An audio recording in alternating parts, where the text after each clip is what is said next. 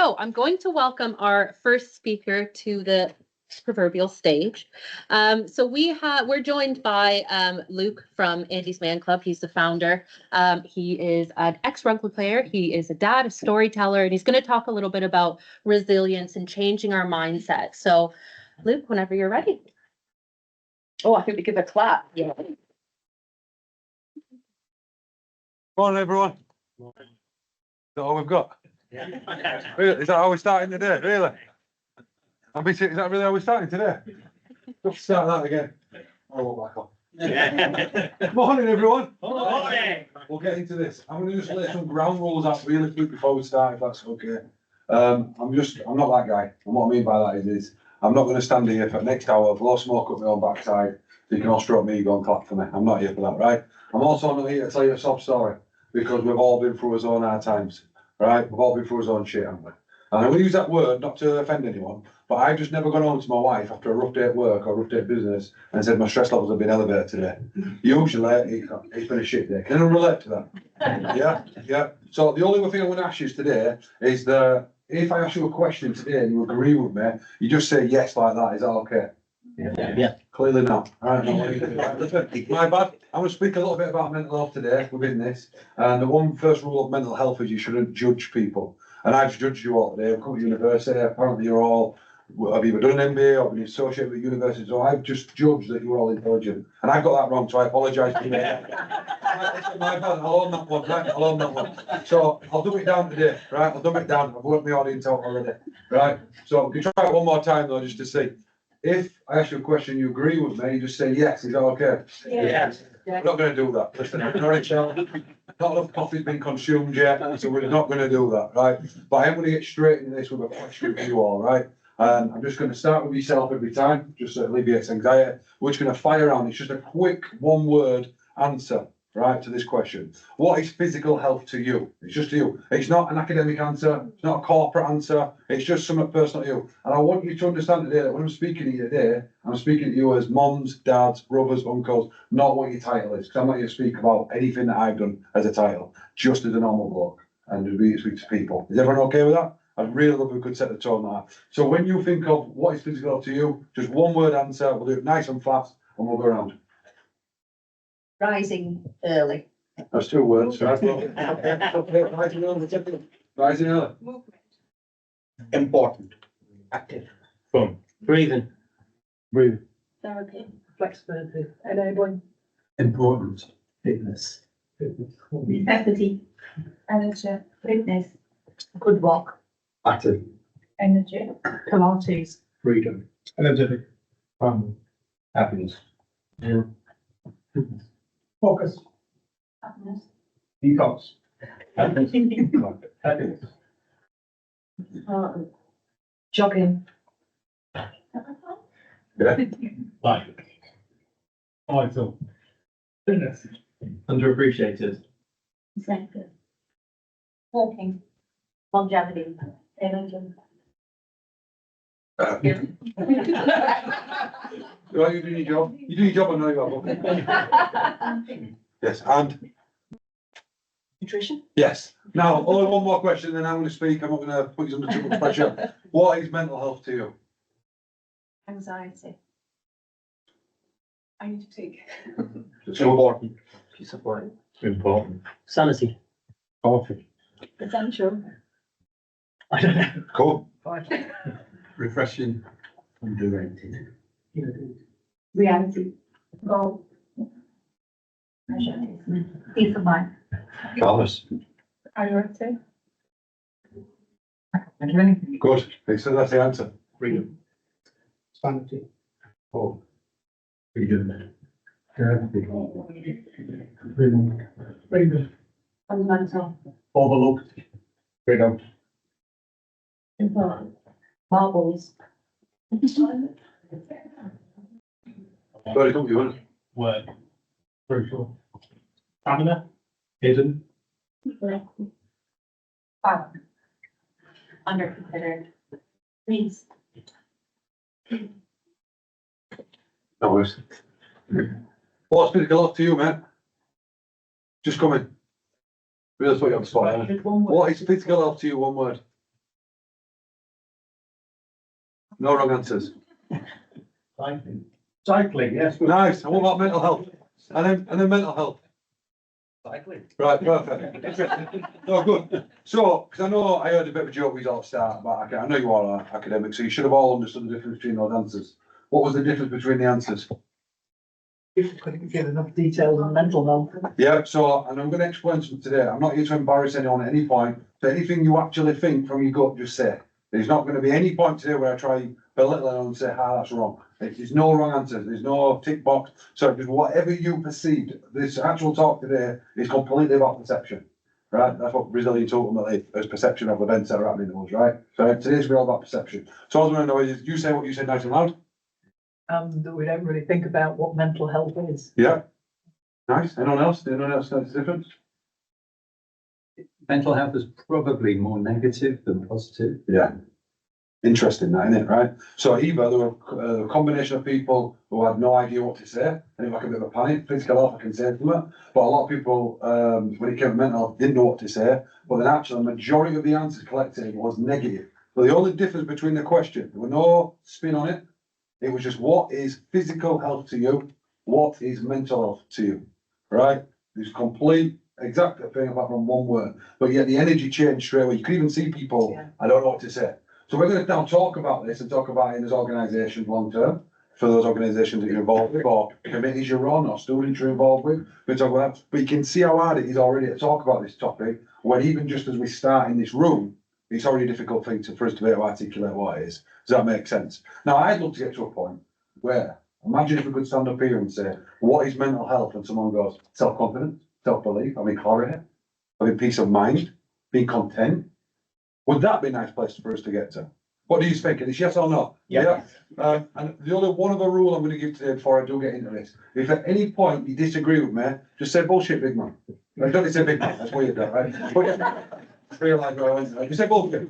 Because what I don't like is when someone does a talk like this is often people go, I've disagreed with him there on that. Well, let's debate now. Because the problem we've got in society at the minute is it's either a left side or a right side, rather than us both just meet in the middle and have a debate, and let's do it live in front of people. And that'd be good. There's going to be no right or wrong answers today. We're all going to learn off each other. Is everyone cool with that? Yeah. Forgot that already on it. So I come from over the hill, a beautiful little place called Halifax, very solid background. Mum, dad, brother. 8 years old, my parents said separate. And listen, it's not a sob story. Everyone in this room will have been through some form of separation, right? Separation can be who you go out with or you decide to be in a relationship with.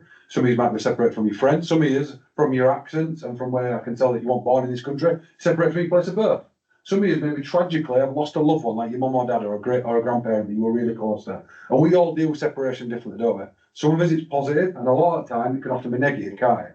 Another way that I used to deal with separation was to comfort eat. So I'd eat and eat and eat, which meant I got real big real quick, which then meant when I got to school I had an hard time. Some people would call that bullying. But what really interesting is I've been a professional rugby player for 15 years, ex-professional rugby player. My job was to run into people as hard as I could, and when they run into me, try to break them in half.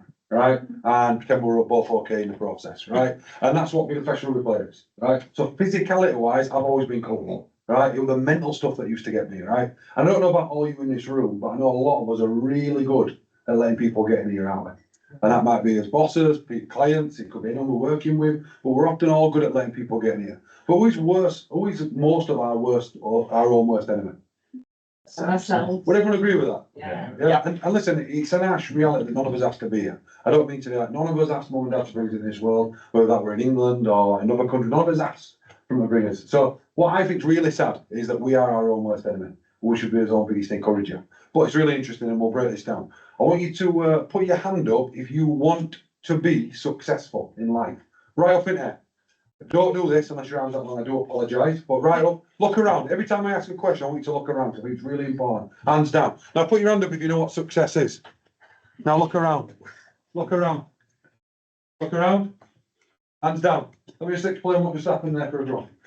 That's like me saying later, I want to go back to Halifax and just drive that way and up that end up on. How can you ever end up being somewhere where you don't have a clue what it is? You can't be it, can you? How could you be it? So what we'll do now is for those people that did put their hand up the second time, I'd love to hear what your definition of success is. So Yvonne, you put your hand up first, tell everyone. Yvonne, no. I think it's health and happiness. Yeah. Two words. No, that's an interesting one, isn't it, actually? Would everyone agree with that? Health and happiness? Yeah. Can we guarantee long-term health? If you become ill, then you're now unsuccessful. Now, I'm not, Yvonne, what I'm saying here is, I'm not in any way bashing your idea, I'm just having a healthy debate, which I think is great for society. That's fine. So, health is a great one. Can we guarantee? It can be healthy, but can we guarantee that we have long-term health? So if we're not healthy, therefore we're successful and a failure now. If I find out I've got cancer next week, I'm now a failure in life.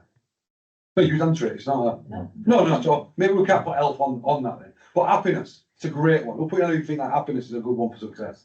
Also put you on if you know that happy is just an emotion that comes and goes like the wind. Like it comes out. So then if I can't attain happiness all the time, therefore I'm also a failure. True or false? So therefore happiness can't be the grand goal that we're all striving for, can it? It can't be our heaven or our Mecca or our North Star. It can't be. Because otherwise we're never going to be able to attain it. Again, I'm not saying you're wrong with one, because everyone needs to have their own perception. What else could it be? Could it be goal setting and achieving goals? Yep. Right, interesting. Put your hand up if you ever set a goal in your life. Ever. Hand down. Put your hand up if you ever set a goal and you actually achieved it. Give yourselves a round of applause. Put your hand up if you ever set a goal, you achieved it, and once you achieved it, you went, shit, is this it? Mad, because think about it.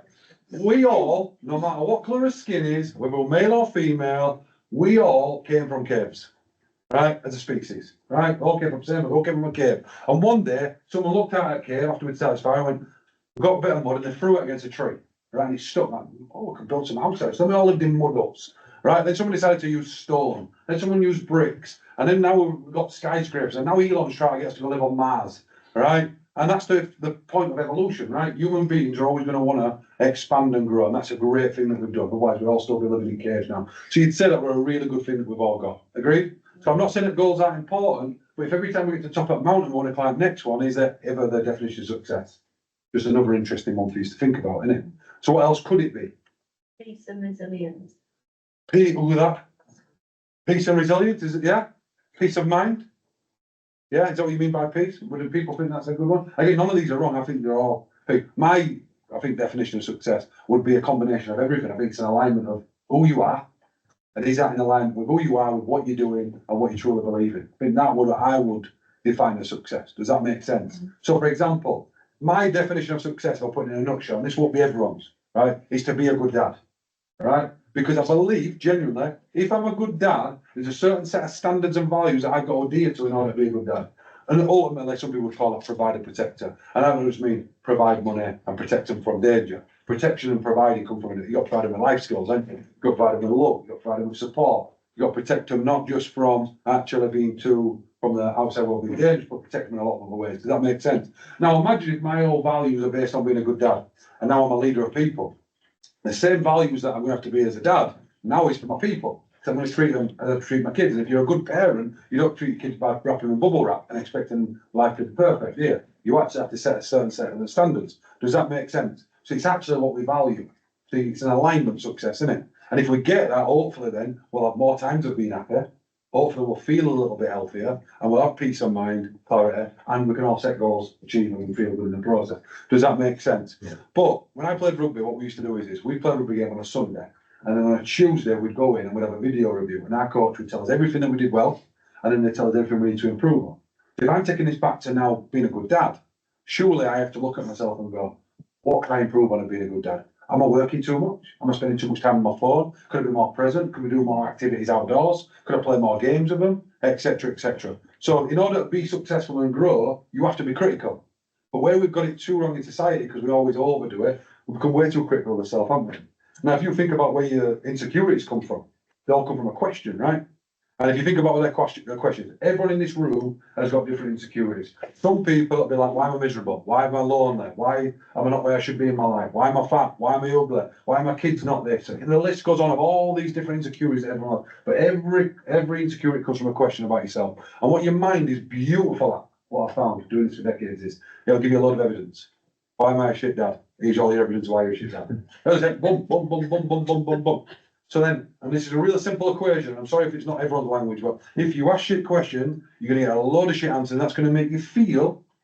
Yeah, we're all swearing now. We're all connected. Does that make sense? And it's as simple as that, isn't it? Right? Then I went to a conference with a lady, a psychologist, and she was brilliant. She was talking about a different concept to this, which I really like. She was talking about the power of gratitude. Has anyone ever heard of gratitude? Put your hand if you've heard of gratitude. Yeah. Yeah, what's your name, mate? Andrew. Andrew, tell everyone what gratitude is. Gratitude is being thankful for something or thanking somebody for doing something. Keep going while I drink, so it's not awkward. Oh, joking, Andrew. Right, Andrew. Let's tell my friends. Do you like role play, Andrew? I can do a bit of role play. Let's do a bit of role play, right? Steady on. Right? So we're going to pretend we're friends, right? And I'm having a bit of an hard time in life, and all I'm seeing is the darkness and everything. And all you're going to say is tell us some things you're grateful for, Luke. Tell me something you're grateful for. Give him a round of good.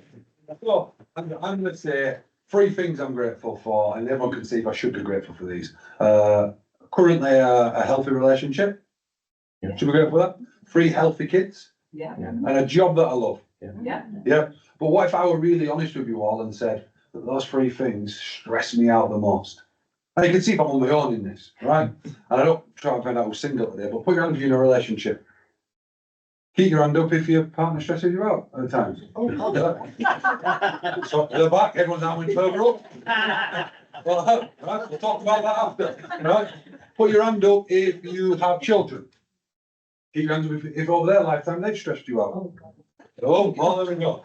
And put your hand up if you've got a job or had a job. And put your hand up, keep your hand up if that job did stress you out at times. So interestingly, I want you to figure out, and no one might have ever said it like this before. This is just something that I've sort of come to, and again, I'm always up for challenge.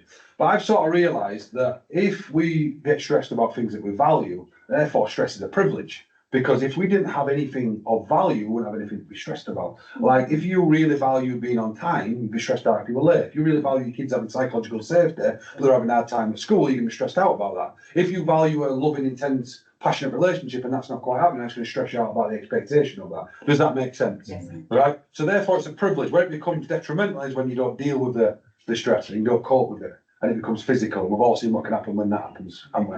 And it can become too much. But actually, it's true. If we've got things that we're stressed about, we're very privileged because we've got things that are of value in our lives. And what a nice thing to wake up in the morning knowing that we have things of value. And I don't think enough time in life to give ourselves a clap like I did maybe a minute ago.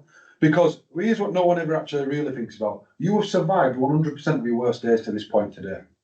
You've been through traumas, you've been through business struggles, academic struggles, family loss, personal loss, mental health battles, physical health, and you probably never sit and think, no, I'm doing all right. Because we're always looking, like I said before, for that next thing. And I think it's really important, even if it's 5 minutes long, you said, you know what, I'm doing all right. I'm not where I want to be yet, but I'm good. Right? Does that make sense to everyone? I really think it's important you do give yourself a little round of applause for that. You really do. Well, how would be honest with you all? I didn't know when I was younger that if I asked a better question, I'd get a better answer. I feel better. The only way I knew how to protect myself going to school was to wear a mask to school. And I don't mean like a flipping Spider-Man mask. I deserve to get bothered, wouldn't I? I'm on about a hypothetical mask. So I'd go into school pretending everything were okay. Because I didn't want anyone to know what was going on with my parents or what was going on at home. Then I'd go home to my parents and didn't want anyone to know what was going on at school because I thought what my parents were dealing with far worse than what I was dealing with at school. And I didn't want to burden them with that. But do you know what I think's worse now than 20 years ago? That there's people in this room who are older than me who'd probably notice this in society, that whether you've bought into it consciously or not, we live in a perfectionist society now. Yeah. Right? Where you don't just have to pretend everything's okay anymore. You have to walk into a room like this and like, everything's good in my life. No, it's great. I'm thriving. Everything's great. Now that adds a layer of pressure. And then when you go then back home, you can't go home and say that work, business, life, retirement is tough. Because you don't want to be a mood over around people. Obviously, now it's another layer of pressure to constantly have this perfect persona going on in all our lives. And it then becomes very hard to ever admit that there's something that's not quite right. Does that make sense to everyone today? And that can be its own biggest challenge. But I'm very fortunate. I've worked with all levels of society. And when I mean that, I mean like I've worked with right from advising our health minister on men's health for this country, right through to we run regular programs in prisons where our country is most violent, right? And there's one sort of common thing that I always ask people now, right? I always think it's really interesting for everyone in the room is I were at a company yesterday, a really big insurance company, the biggest reinsurance company in the world actually, Munich Re. And I was with all their leaders yesterday, and I said, you'll all sit in this room on a day-to-day basis and think that everyone else has got their shit together. You think that everyone's got the answers. We do, don't we? You walk into university, you walk into wherever, where you just assume, because how people conduct themselves, everyone's cool. Everyone's good. And like you have all this chaos going on in your end, you can't quite understand it. But I want you to be honest and put your hand up. If at some point in your life, or maybe a lot of your life, you've just winged it. Right up in there, right? Look around, it's really important. Now, hands down, I'm not playing down anyone's academic ability or business ability or anyone's capabilities in here, right? But what we need to really understand is that most of us at some point in our lives are either winging it or just winged it. Parenting, partnering, business, life, it's just how it goes. I spoke to someone yesterday and I said, you know, we've all had that at some point, when someone senior to us at some point in his career has come and asked us a question. You know, I don't even clue what he's on about, right? And you make some shit up. And next minute it's in a policy somewhere, right? And then weirdly they make you a manager. You know, why are they making me a manager? I know what I'm doing, right? And that's sort of like life, isn't it? We are all at some point in our lives just winging it. So I'll ask you that one more time. Just put your hand up if at some point in your life you've just winged it. Then look around. Because the people in this room you respect that you never imagined would admit to that. And that's really interesting. Does that make sense to you all? Yes. Yeah. And I think it's important to understand that. I'll never forget, when I was 8 years old, my dad won custody, right? Which is unheard of in this country for those people who were born in this country. Very rare in this country for a guy to win custody of two young boys, and he did. And my mum was still around in the same position at that point, right? But I was mummy's boy, so it was pretty difficult even to explain this still now, years on. So I'm mummy's boy, dad won custody, and I'll never forget it. Mum would come to get me from school, it was Friday, I was so excited, I'd not seen him in 2 months. And my teacher, as the bell went, just said, look, there's been a call, someone's going to come pick you up, and your dad will explain, but your mum's not getting you today now. And I'm like, what? Anyway, I went to my friend's house, I'm sat there, my dad comes in, I was a bit panicked, wondering what's going on. And what had happened is as my mum would drive to school to get me, a car pulled out and hit my mum's car. It flipped a car, smashed up all I did, and left with some brain damage. And that's where my mental illness journey began. Now listen, there is a big difference. I might have people know about mental health in this room. For those that don't, there's a big difference between mental health and mental illness. But in this country, we're throwing a blanket over it all and expecting it all to be treated the same. Big difference, right? Big difference. And the only simple analogy I've come up with, because I love analogies, right? Is I used to play rugby with a phenomenal human being called Rob Burrows. Has anyone ever heard of Rob Burrows? Yeah. So Rob Burrows was a phenomenal guy. A great friend of mine when I played at Leeds, right? Rob, for those that don't know, we're about this big, maybe even that big, right? Tiny. Had no right to play rugby league, but probably was one of the, no, he was, other than Kevin Sinfield, he was the most physically healthy player I played in. You saw Rob with his top off, it like, wow, he's shaped like gods, right? Like a mini Hercules. 8-pack, you were fit, you were strong, you were fast, pound for pound. Talk about epitome of health, right? That were him. And Kevin Sinfield, I'd say, probably just a little bit healthier. And you've all seen the story of what he's done for his little mate, which is inspiring in itself, right? But Rob got diagnosed, for those that don't know, with an horrendous illness, right, called motor neuron disease, and it's awful. As a group of rugby friends, we used to go out to Rob, because what Rob really wanted to do was to create that dressing room banter. So we'd sit in his front room, and we'd always take the piss out of each other. And he loved it.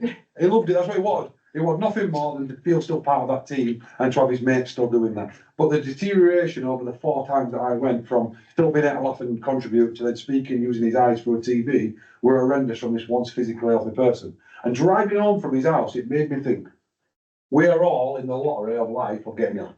None of us know. There's certain factors we can control, but there's a lot, you know, genetically we just can't control. And that's quite hard, that 1 in 4 of us will get cancer, 1 in 3 now, 1 in 10 will get dementia, 1 in 100 will get motor neuron disease.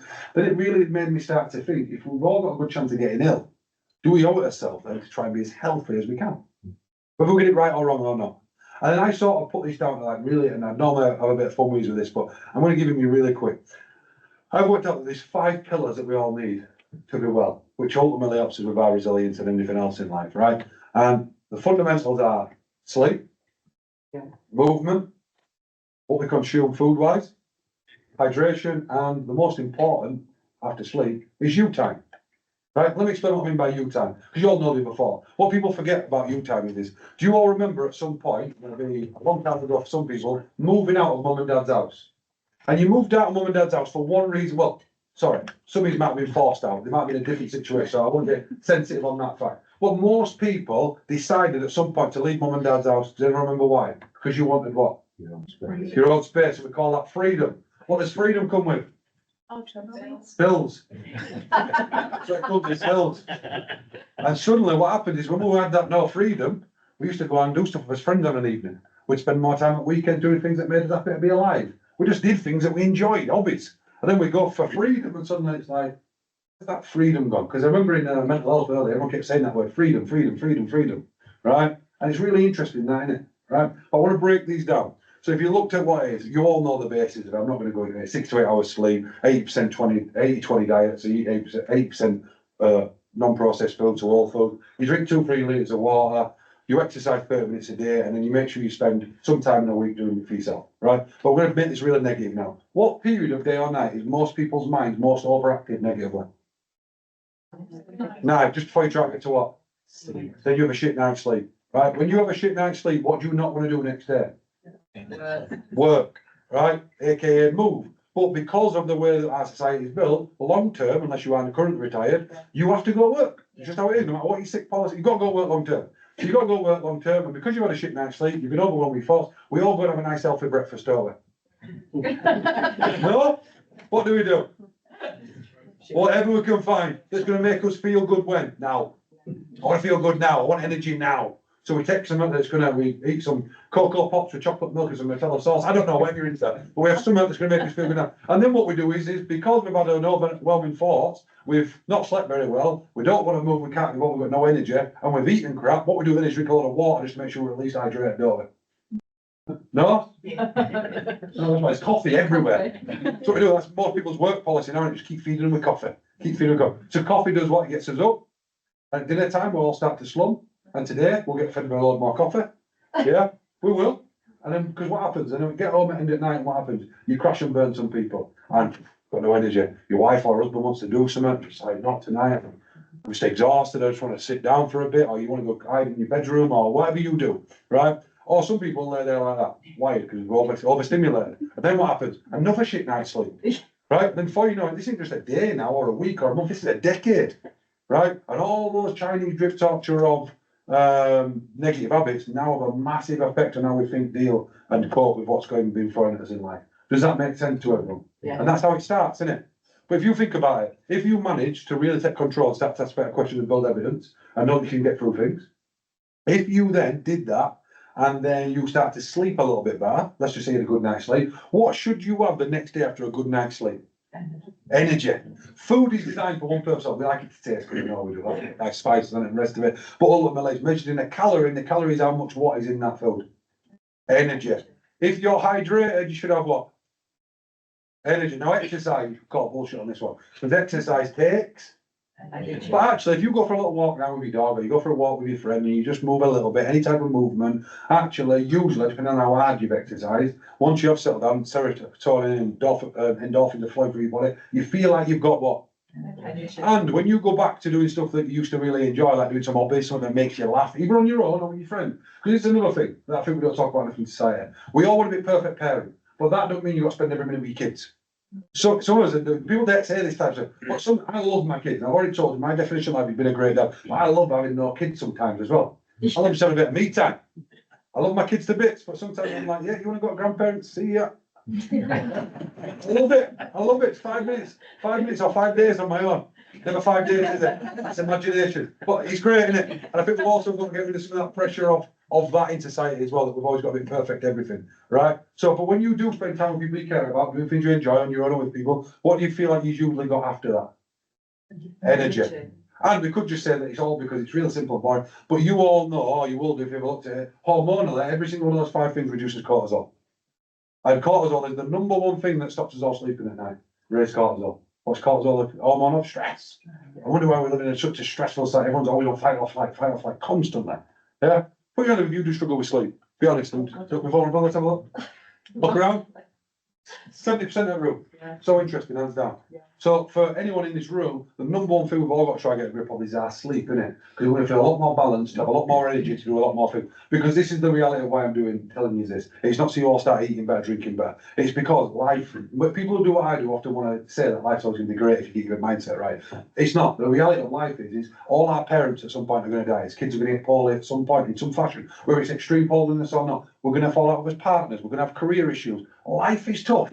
Let's not get away from it. It's tough, isn't it? It is tough out there. It might not be 1960 or 1946 tough or Battle of Normandy, but it's tough in its own way now. Over consumptive information, life, pressure, perfectionism. It's all really tough at times, isn't it? Yeah? Would you all agree with that? Yeah. Life can be tough. But now watch this. Most people in my space talk about 2 areas of mental health, surviving or coping. We get told all the time about coping strategies. As a dad, I'm not going to convince my kids that their North Star in life is to cope and get by. That's a 5 out of 10 life for me. I think that they should want to thrive in life. I want to wake up each day with self-belief, self-confidence, and really push themselves to the best they can be. Now, I also don't believe that they can be a 10 out of 10 all the time. I don't think you can ever be a 10 out of 10 long term. I think you can touch it now and again. But if we're just using this as an energy scale instead, to go back to energy rather than about health, energy, 0 being pretty flat, 5 being, yeah, I get through most days, and 10 being like, woo, let's go. How are you, to be honest, on that scale, just shout the number out of where you are consistent the most days. Shout numbers out. 6. 6, 7. Yeah, I got 4. I heard different. Yeah, so 4, 6, 7. I think it might be an 8. So we'll average it out at a 6 for group, just for the purpose of this. Right, then let's just say you're floating around a 6 and something horrendous happened in your life. Bottom life picture, something bad. Where would it knock you back to on that scale? It might be negative. Could be a 1, could be a 2, which is around surviving. So now imagine you've also got to run a business, or you've got to run an organisation, or you've got a family to feed, something else, but you're also now trying to survive through life and try to deal with whatever traumatic things just happened. Now, can you imagine how hard that's going to be? Right? But now imagine you've got the energy to be able to do the one thing that people don't want to do in society in a minute, which is deal with the issue that they're facing. Right? Because now if you're suddenly around an 8, maybe touching a 9 now and again consistently, and life smacks you and knocks you down, where's it going to knock you back to now? 4, 5, 6, which is what? Coping. So surely it's going to be easier to cope through your problems and survive through your problems. I'll explain why this is relevant in a minute. Does that make sense? So if the whole thing of today is about resilience, resilience is your ability to what? Bounce back. Now, do you know where that becomes bullshit in my eyes? How can you bounce back? So imagine there's an invisible force. You haven't dealt with the fact that your partner's left you, or your mother. You're not dealing with it. You're pretending it's not happening, because that's what men are really good at. Right? Pretending it's not happening. And somehow it'll just disappear. Right, we do it, all right, am I right, guys? We just want to pretend it's not. So if you keep pretending it's not happening, or you're running a business and you're starting to run out of cash flow, but it'll get better. It's going to come from there, and it keeps knocking you down. How can you bounce back if you don't deal with the thing that's knocking you back? And you can only deal with the thing that's knocking you back if you've got the right energy to do so, and being able to process that. Does that make sense? And the only analogy I've got for that, it's like growing a rose bush in a garden. If you want to grow a rose bush in a garden, it takes a lot of time and effort. You've got to put bamboo sticks on it. You've got to stop slugs growing in it. You've got to make it, prune it. Whatever else the gardeners in Rome will call bullshit on it, so I don't want to go too deep. Right? But in order to grow a nice rose bush, it takes a lot of time and effort. One thing will always grow in your garden without any effort, or what they call Weeds. no effort. And you know what I don't get? Motivational speakers, they always talk about lions, don't they? So, this is a bit of a tangent here. Do you don't know about lions? Lions don't do all. Do you know that? Yeah.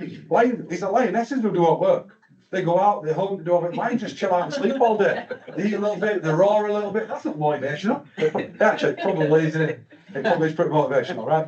But weeds, no, they're the real deal. Because you can chop a weed's head off. What does it do? Grows back. Talk about resilience. It doesn't give a shit, does it? What's going on in your life? You can throw it in your neighbour's garden. It's coming back. I'm back. You go away for a week and all you come back with, I'm back. What's going on? So eventually what happens, you cut them back. If you leave your weeds unattended, which in the representation of this analogy is the negative stuff in your life, you've got this nice thing, new relationship, new career, new prospect, whatever's going on in your life is rosebush. If you don't deal with the weeds, what will they eventually do with your rosebush? Kill it. Or it'll entangle itself so much that it now becomes it's just easier to start again. Because actually the only one way to get rid of weeds is to get to the what? Real. And some of us, I know we live in a really quality-driven society, which is great, but we're not all equal in our ability to deal with shit. We're not. Business-wise, life-wise, career-wise, parent-wise. Some of us need support, and that's okay to ask for help. It's okay to say to someone, do you know what, I don't know, because everyone else is winging it anyway. And not everyone in life has the answers. And the minute you understand that, the minute it becomes that little bit easier. Does that make sense to everyone? And I think it's really important to understand that. In order to be able to truly grow and have what we want in life, we have to be able to continually maintain the stuff that's going to try and ruin that, which is a self, which is what we got right to the beginning. Now, I will tell you a story. I played rugby for a living, right?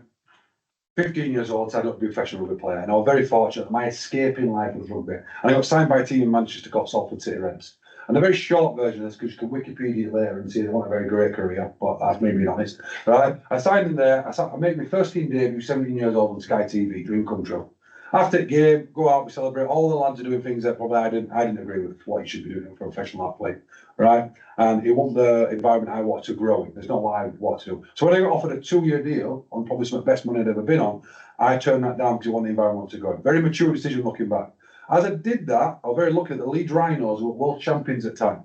right? They bought me from Salford. So suddenly I'm a kid from a single parent background, I'm playing for Leeds Rhinos, my name's all over Sky Sports, I'm walking through town with my mates, and you can see it coming up on pub screen, Luke Ambler's been bought from Leeds Rhinos undisclosed, right? Unbelievable. My identity now, we're Luke Ambler, Leeds Rhinos player, right? And for the guys in the room, and I can't speak for ladies because I'm not a lady, but I know guys will be on his identity, right? So I'm Luke Ambler, Leeds Rhinos player, that's how I'm molding myself. I go to watch a local rugby game, kids asking for their autograph, talk about, imposter syndrome.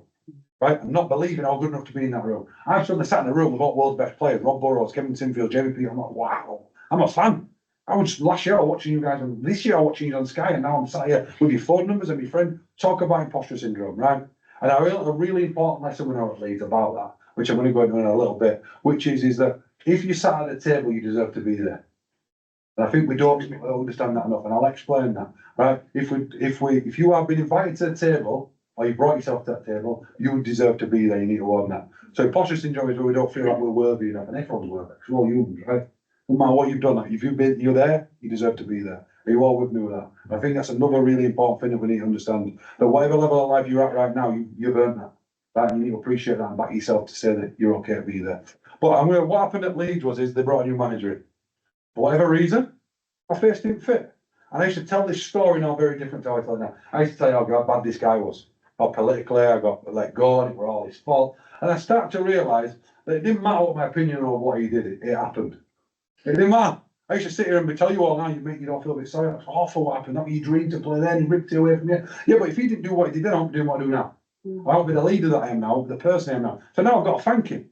Now listen, I ain't ever rang him and thanked him. Hey mate, cheers for what you did to me at Leeds. That'd be really weird, wouldn't it? I don't expect you all to ring your exes later, or all to ring and always cheers, cheers for what you did to me back then. Don't do that. That's a bit weird, right? But I'm about emotion letting it go. Because everybody used to ring me and tell me how angry I was with him either. So let it go. But I didn't do that when I was 21. I remember that mature 17-year-old.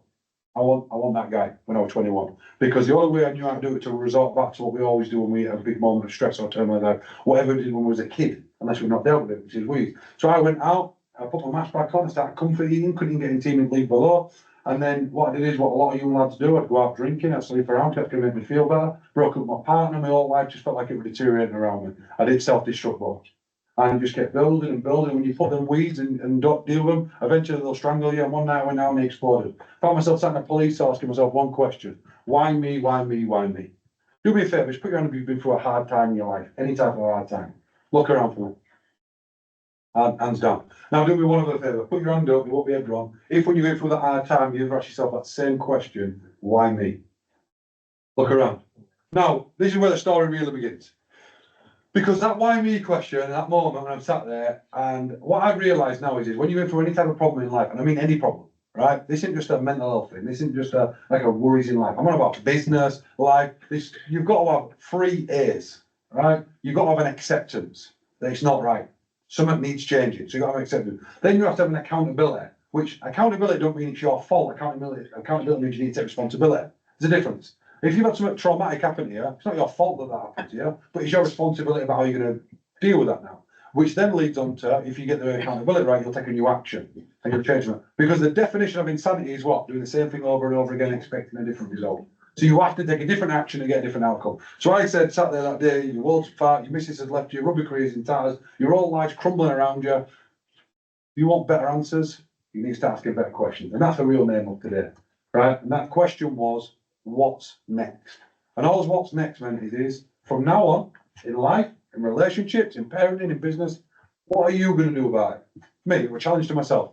Not what's the government going to do, because we can all sit here now and talk about how government could do more. We could come in. And you know what's going to do that conversation? Absolutely nothing. We could sit here and go to a figure. This is what council need to do more. This is what go. It doesn't matter.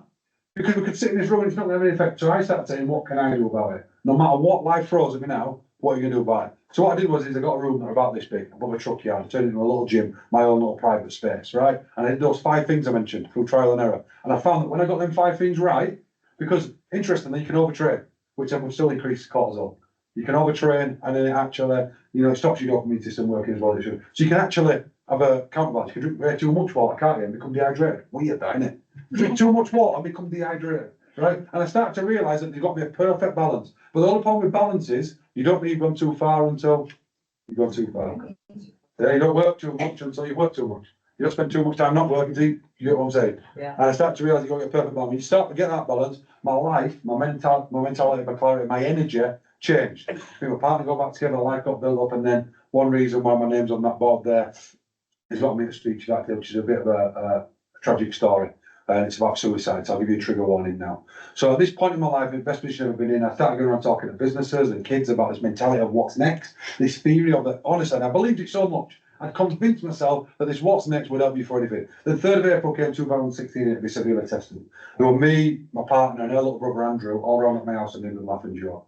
And Andrew started telling me what to buy a house, which I'm mad because he had a bit of a tricky upbringing. He got himself in with the wrong crowd, but he completely got himself away from them. 21-year-old made the decision that he got himself a career, he got himself a car, he'd have a little daughter, and now he's on about buying a house. Complete turnaround of events. Next morning, after he'd been at ours that day, he goes and watches our football team play football. They're a man down, so they managed to convince him to get his boots on. He ends up playing, scores a goal, and that's a good game. After the game, he goes and gets his daughter and my kids with my partner while I'm playing rugby, and they all go to the play gym and have a laugh there. I go up to my mother-in-law's house for Sunday dinner, and me and him are having banter like guys usually do, and a bit of fun. Next morning, he gets up, he goes to work as normal, then don't return home that night. Next morning, I'm going to a rugby camp with my little boy Alpha, who was 6-year-old at the time, and he's like that with his Uncle Andy. And my phone rings and it's my mother-in-law, and I think I'll ring her back. Then it rang straight away again, and I got that feeling in my stomach, something's not right. So I said, hello, she was screaming down the phone, our Andrew's dead. I said, what? She said, our Andrew's dead. I said, I'm on my way. I dropped my son off Alpha to the rugby ground with the staff there because I had no idea what we were going to, and I shot up to my mother-in-law's house. I'm from a really big Irish family, right? So I lost a lot of people growing up over Gloucester, but nothing could have prepared me for what we're about to go into. I walked into the house and the atmosphere was the intense I've ever felt in my life. You could have cut the atmosphere with a knife. And I remember saying to Elaine, what's happened? And she couldn't say it. And her sister there, I said, talk to her, both of you, what's happened? Car crash? He died in his sleep? Someone killed himself up. He can't kill himself. He was at my house yesterday. I said, I'm seeing him tomorrow, I'll go buy a house. He's got a tile on it, he can't kill himself. Look, he's killed himself at Woods and Crossroads. Took a punch, that's how it felt. And in that moment, I felt, if I feel like this, mind my language here, but how does she feel having to tell me about her baby boy? My what's next is I need to step up and help out best I can here and try to explain this to people who walk through this door next. Because as a mother, you shouldn't have to do that.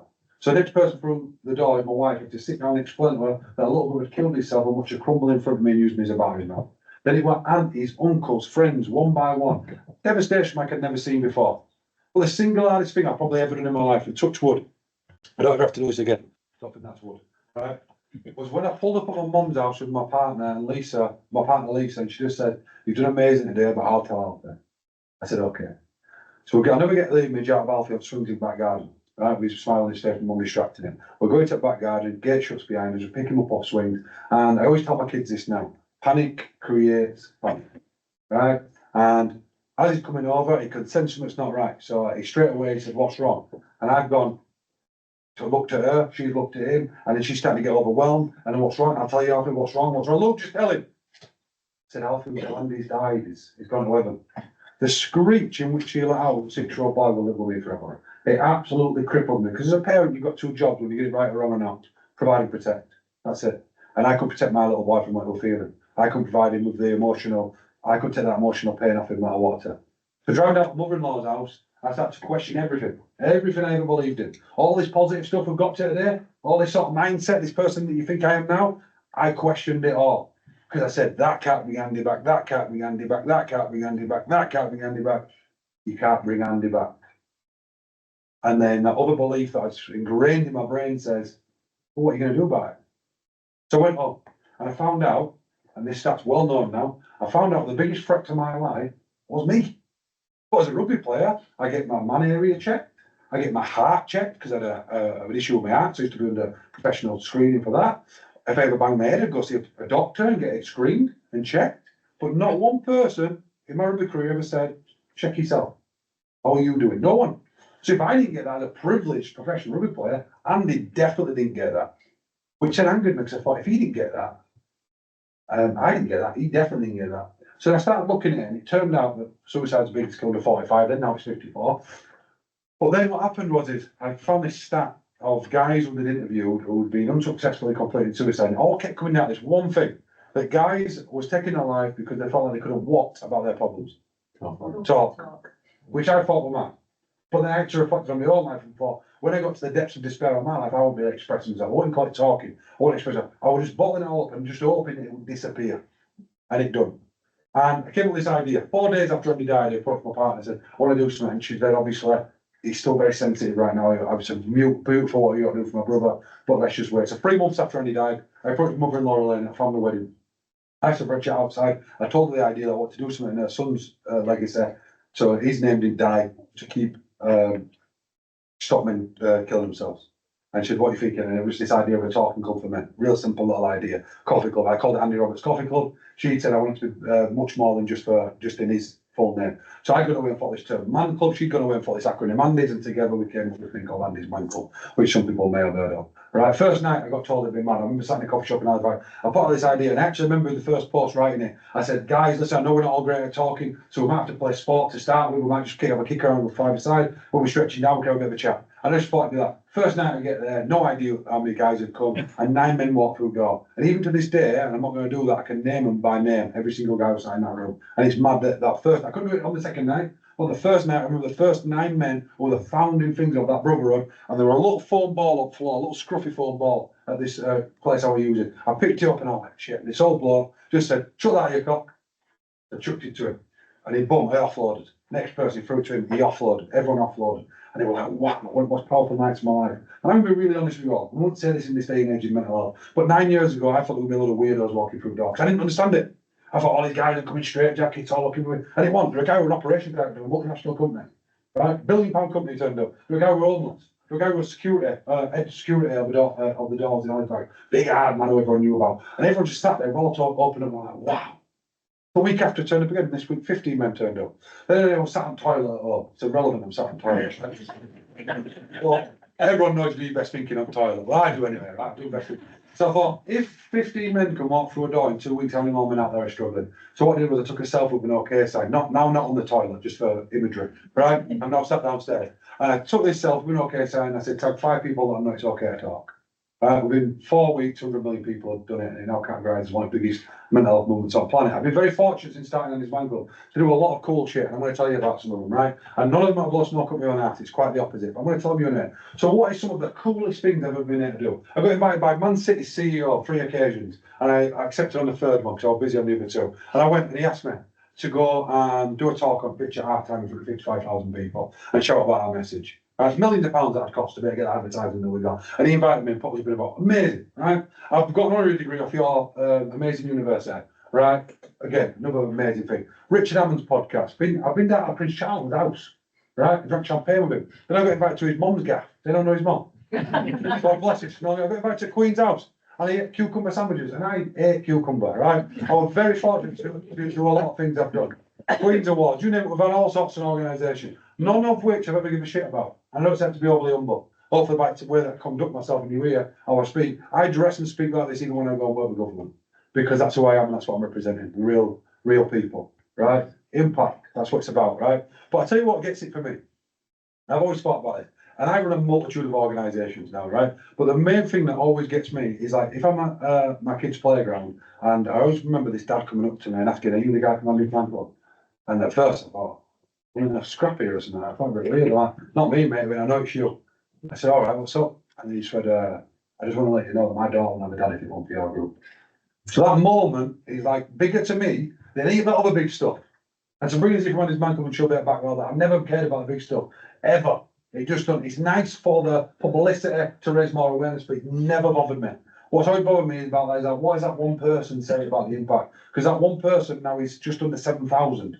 Because just this week alone, on Monday, we had 6,772 guys walk through our doors from as far north as Inverness to as far south as Cornwall and everywhere in between. That's 320 groups. We only had a 5-year goal to have 10 groups. By his 5th birthday, we did 50 groups nationwide. From as far north to as far south. Why we're telling you this and what's the impact of that? Is that I've always just had this belief, right? Since I had that rugby lesson. I'm going to try to piece together really quick what time is it? No watch, and I'll probably job it on it. 10 to 11. 10 minutes, we're all right, right? I've just started this belief about owning what table you sit at. So I'll be honest with you all, I've had lots of times where I felt like imposter syndrome since leaving rugby, right? And I'll give you a few of them, right? Just that I've never actually probably spoken about. Get invited to Westminster and go sit with a health minister and be her advisor, right? I went there and I sat at this table, and I'll be honest with you all, I thought it was going to be a load of shit. I did. I'm just not going to lie. I thought it'd be a load of stuff. They just tick a lot of boxes. They've got me there just to say we're taking male suicide seriously as well. And actually, it was so powerful to actually be seen and heard in our language. So the point was they wanted me to lead, and I'm going to start communicating to men in this country. That's what they'd said at the end of it. And my friend couldn't believe it. And I remember walking in there thinking, this is a bit weird. I'm just in a black t-shirt. I've got my normal pants, my little Nike Dunks on. They're not going to relate to me. But then I realised that every level of society, whether people like you or not, is irrelevant. And all that people really want is you to be real and vulnerable. And the minute you do that, it gives the other person permission to be the same. That's all it does, right? That's it. And I always think now that, like, you've got to be your true, most authentic self, haven't you? So just 2 years ago, I get a Facebook message. This one, mad one, right? So aside from running Andy's Man Club, I'm voluntary CEO of Andy's Man Club, which means I do what most charity CEOs do about when I get paid at the end of the month, because it means far more to me than money ever could. But in order to be able to do that job, I have to feed my kids, because that's provide and protect. So I've always run a business long before Andy's Man Club, where we offer a lot of different interventions from our country's most violent and vulnerable prisons, along with NHS, so part of their healthcare, right through to our most recent one, which was so interesting, Facebook message. Hiya, Luke, I've been tasked with mobilising an MOD contract. I'm going to speak to you about your services.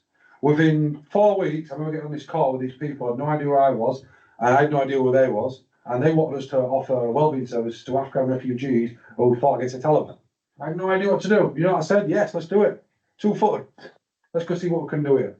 I created a team overnight, and within 4 weeks, we delivered on 16 army bases around the country to over 20,000 Afghans, right? 20,000 Afghan people. We not only taught for their well-being and for PTSD and other psychological trauma they've been through, but we also then taught them how to live here. We learned about the company. And do you know why I'm telling you this? Because they had a big worry at the company at the start that the women from Afghanistan will be able to relate to initially our staff, white men. So have you got any female facilitators? And then I said to them, just trust us on it. Right? Just trust us on it. And all we did, we all learned a little bit of Farsi. Right? So we'd walk in, we'd speak a little bit of Farsi to them, just little things. We'd never try to shake their hand culturally. We'd always say, Salam alaikum. We'd say, Tashakar, thank you. We'd say, Gaddafi when we left, and a little thing. And suddenly, overnight, this connection was made. And it made me realise that even the most difficult connections can be made with a smile and with a mutual respect. And that's why it's always okay to debate. And it never mattered. And actually, our biggest success rate in the whole Afghan programme was, which clientele do you think? Afghan women. Mad, right? Mad. And I think that whether it's talking about Andy's Man Club in your business, or whether it's talking about any other segment of what your life is all we all need to start being is more authentic in who we are and believing in that. And the better you get with human connections, the better your teams will grow. What? So Andy's Man Club, yeah, now as I said, just under 7,000 men using our 328 groups, 45 staff. Sabrina, that's right. 42 staff, but 3 for the post out will make us 45. Sabrina's a really interesting story about this. And it's going to be embarrassing telling her that. Sabrina, just wave to everyone. Sabrina was part of your alumni here. And Sabrina, when I started It's Okay to Talk, saw it pop up, and she was on a public health course here, public health, something very similar. And she's doing a degree here, and she saw this campaign pop up. So with her friends, they started running a campaign called It's Okay to Talk on campus. She reached out to Andy's Man Club and said, any chance I can come volunteer? At the time, when you do a viral campaign, you haven't got the capacity to email people back. But luckily enough, Andy's mum picked that email up, and Sabrina came in as a volunteer. And you talk about a journey of resilience, right? So Sabrina came in as a volunteer to this unknown of this charity. I probably can tell by my energy, I am easy to always be around, right? Because I'm constantly coming up with ideas and like, let's just go, let's take over the world in a great way.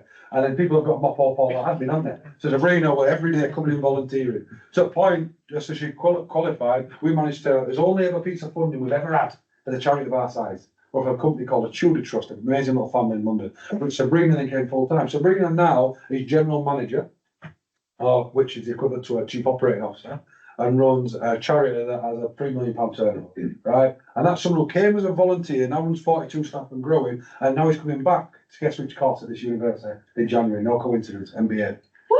Yeah. And that gives me goosebumps to say that, because you know what the other nice thing is? That's one story of Andy's Man Club and journey of people and believing in people. Another one is 80% of our staff at Andy's Man Club were users at group. That's my biggest accolade. biggest accolade, and I said, must be great all his life. He took, I said, no, my biggest accolade is guy walks through doors to kill himself, ends up finding himself at that group, not the club saved him, he found himself at that group, he was seen, heard, supported, then he wanted to help other people, so he became a volunteer, a facilitator. Then when that area grew, he became an area lead. And now some of those guys have become regional area leads, and we've even got 2 guys who are head of Scotland and England and Wales. So when people look at this big juggernaut, they think that it's now so big. Actually, it's still run by the very people of the charity overall. So you can never lose what it's about, because we won't allow it to. We'll never forget the why on the wall. Right? We'll never forget the why in his ass. Never. Right? But there's one thing I want to leave you all with today. We talk about resilience. And it's a really dark story, this, right? But we are all going to die. Right? We are. And I don't think in society we think about it enough. We all know, everyone knew today that at some point you're going to die. You all know that, right? That I ain't told you anything you don't know. But when was the last time you really thought about it, right? Like, I'm going to die. One saying that often people throw around in life that I really struggle with is, get through day. That's a northern thing, right? Get through day. You're northern, aren't you? I could tell, right? I am too. That's not offensive. I am too. When I go to London, they're like, what are you saying? No idea what this guy's saying. Right? Get through day. Shut door, lad.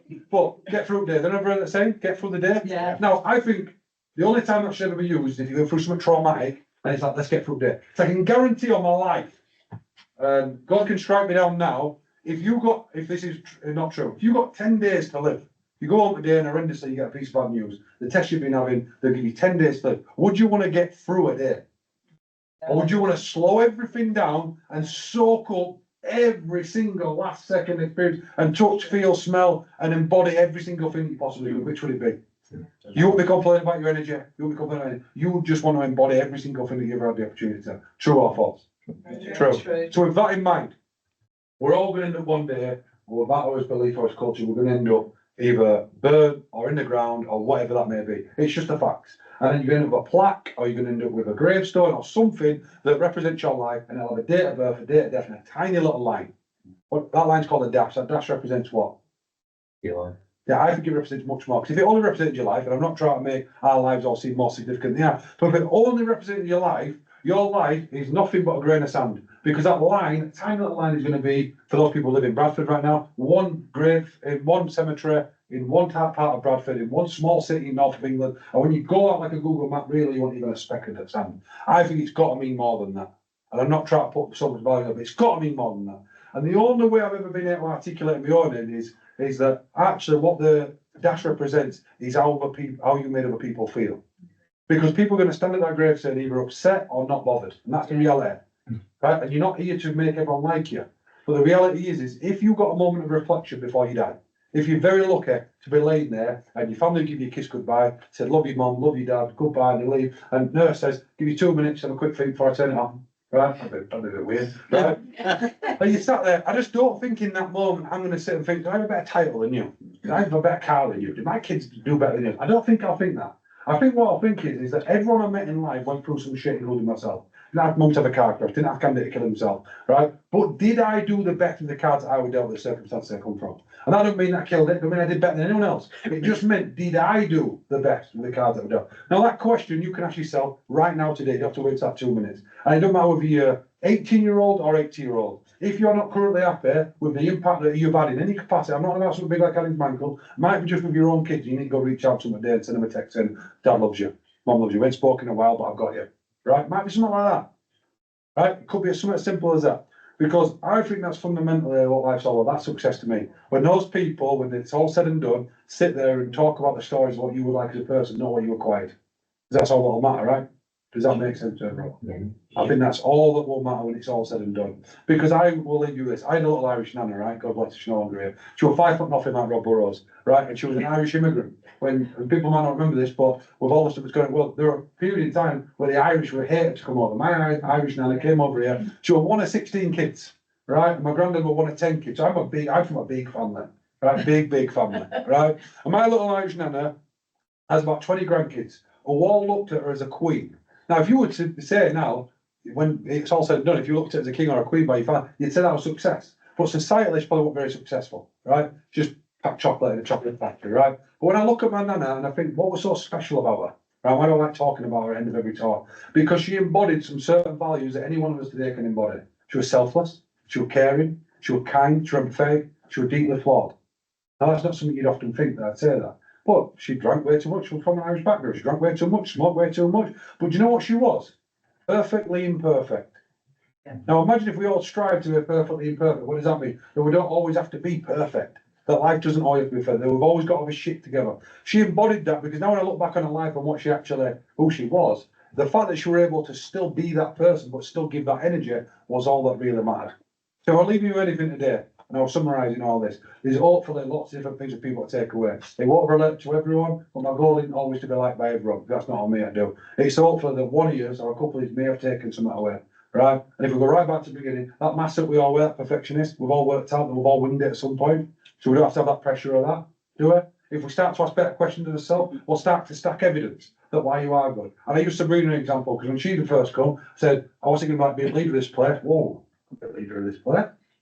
But now she's made repetitions and she's got evidence to show that, you know what, I can be a great leader of this place. And the question she's asking now of our trustee boards who are CEOs of massive banks in London, how can you mentor me? That's the type of question. That's the caliber of people she's asking now. How can you do to mentor me to the next level? And that's the evidence. Ask better questions, get better answers, start to feel better. And I think the other one is that we're all going to die. Take each and every day, try to soak up each and every day. And that don't mean don't act that stuff's not going on. It actually means the opposite. And I'll read something to you just to finish this. My daughter did a race last week, right? My daughter's a phenomenal runner, right? And she dropped out of the race. And it sounds really harsh, right? But I want happy with her, 11-year-old. We have this saying in our house that we finish what we start. That's just our motto. Finish what you don't have to be forced to start life. I'll never make you do anything you don't want to do, ever. But if you start something, you finish it. And my friends disagreed with this, and it's a great point, right? They disagreed. They're like, I don't know if you've been a bit harsh. I said, I didn't go mad at her. I just said to her, even if you have to walk and come last, because you want at the front, because she's a winner, right? So if you're up front and suddenly you don't know up front, it can be a bit daunting. She just had an off day. But I said, I'd rather see you and be more proud if you just finish it. And I explained this. Where's my phone? Phone's not here, right? And I sent my mates, and I'll remember it off the top of my head. Is it there in that coat? It's just, is it a coat there? Is it a coat? It don't matter. Behind you.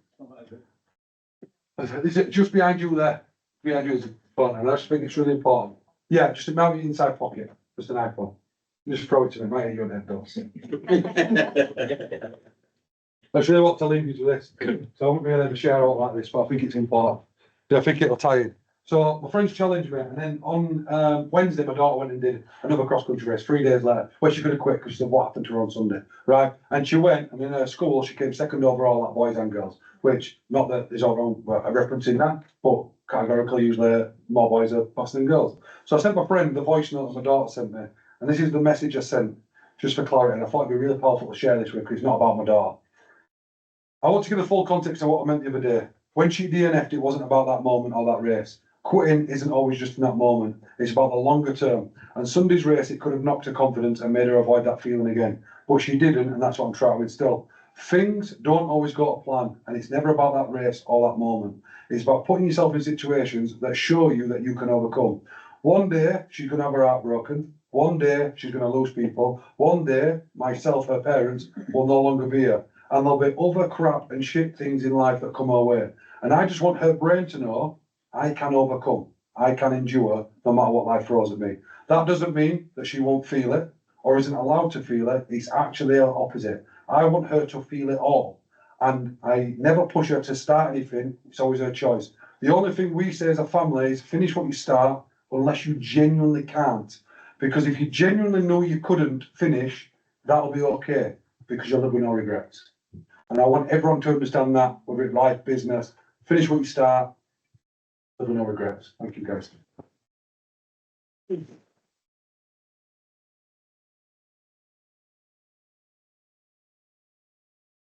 Amazing. Before you run off, Yeah. so we were a few minutes into our break, but I think it was very well worth it.